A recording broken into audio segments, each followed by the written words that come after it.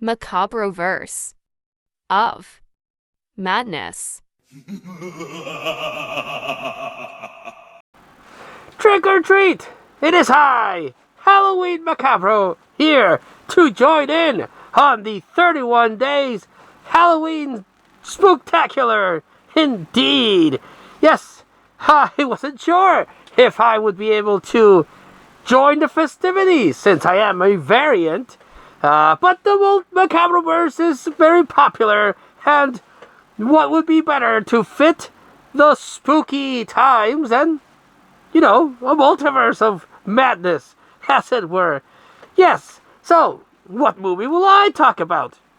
Well, there is nothing more horrifying than the post-apocalyptic world, and, since this is the multiverse, a possible future where the world went to shit. Yes, indeed. So, what happens when, in an alternate universe, such as the one where I reside, tensions between the Americans and the Russians escalated and bombs were dropped, America was invaded, and the last bastion of hope, oddly enough, was Las Vegas, now called Lost Vegas. In this alternate timeline, Elvis, who was the king of rock and roll, ended up becoming the king of Vegas. Ain't that a thing? So he was able to maintain Vegas as the last bastion of freedom in this post-apocalyptic world. Through his music and his badassiness, he was able to keep Las Vegas, Viva Las Vegas, safe from the Russians. However, the Russians still maintain a perimeter outside. But sadly, the king dies. So everyone is going to Las Vegas to be the new king of rock and roll and that particular city. So that's where we meet Buddy, the main character in Six String Samurai. This is, of course, not, you could argue, not a horror movie, but does again have horror elements. With the whole post-apocalyptic thing. It also has a family of cannibals. It has shady space people that want to do something. It has a group of savages like the Reapers from Firefly. And even has death. Ain't that a thing? So we follow Buddy, who is a guitar-playing samurai that is traveling the endless desert trying to get to Vegas and become the new king of Lost Vegas. During his travels, he encounters a mother and a child who are being hunted by these cannibal people that were reversed into, like, savages. And he kills them all, but unfortunately doesn't get there in time to save the mother. So the kid tags along because, he doesn't want to be alone. And he sees Buddy as a savior. So he's tagging along, but Buddy wants none of it. He's like, no, kid. Fuck off.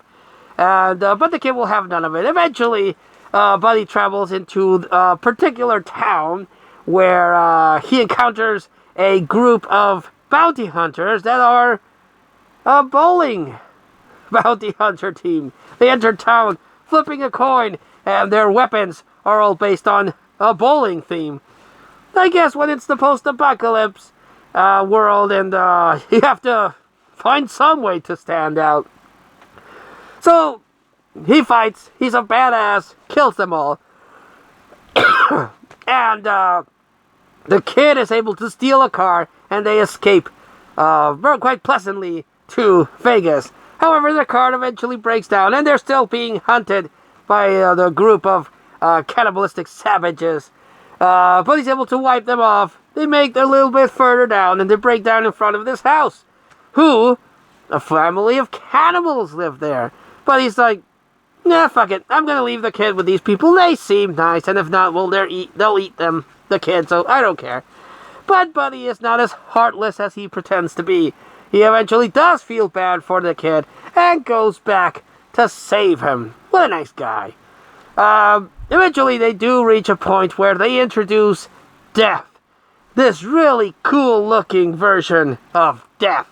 Not as cool as Cemetery Man's version of Death, or the version of Death from Hellboy 2. But still a pretty cool-looking Death. He looks like Slash from Guns N' Roses, rocking this really top hat, the covered-up face, who eventually turns into a skull, the long hair, all the post-apocalyptic gear, and he has a trio of people following. I thought it was supposed to be the four horsemen of the apocalypse, but they don't ever make that reference. It's just Death and three goons. And he wants to be the king of Vegas and bring it down to his deathly grip, which doesn't bode well for Buddy. But eventually they are fighting, and Death sees that, your kid is your Achilles heel. You were a badass before and a thorn on my side, but now that you have feelings for this young whippersnapper, well then, now I have means to destroy you. And in an epic fight to the death, with Death, Buddy fights him and is badly wounded and dies. So sad. But the kid, somehow, not explained, he has like this, what's the name of that guy? Davy Crockett hat. And he opens it up, and it has this water that he pours into Death, and it melts him. So, what the fuck was that? Was it holy water? Radioactive water? The spirit of friendship in bottled water form? I don't know. It's not explained. But Death is like, I'm melting. I'm melting. I'm melting. What a world. What a world. What a world. And Death melts away. And at the same time, Buddy melts away. Kind of like Obi-Wan did at Star Wars. Just his clothes are there. And the kid's like, well, what the fuck? That's a thing that happened. But he puts on Buddy's clothes. And I guess the spirit of Buddy entered his body. And because as you see the little kid with Buddy's clothes, who don't fit him, of course. He puts on his glasses, his sword, his guitar, and he walks into Las Vegas. And at the last shot, Buddy appears instead of the kid. So maybe the spirit of Buddy fused with the kid, and he became the new chosen one. I don't know. It's a very weird ending, but it's a very cool movie. Very artistic. Some very good shots in this. Some good direction. It is a product of its time. It's trying to be something very unique, and it works. It's very unique. A post-apocalyptic world where this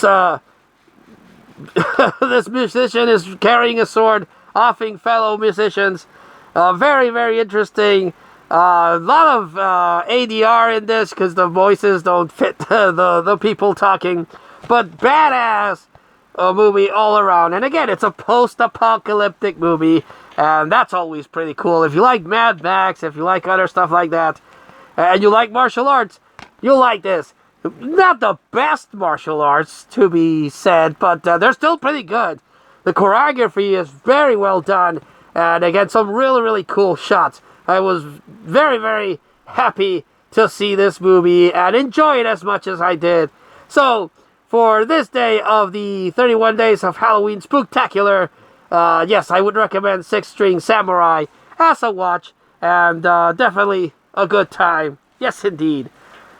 Well, I don't know how many movies I will record for this whole month-long event. I don't know if the other multiverse variants are doing it. So I don't know. I am just a humble Halloween Macabro doing my part for, the thing that we got going on here. Yes, indeed. So, until I do eventually see you next time, trick or treat! Like, share, and subscribe.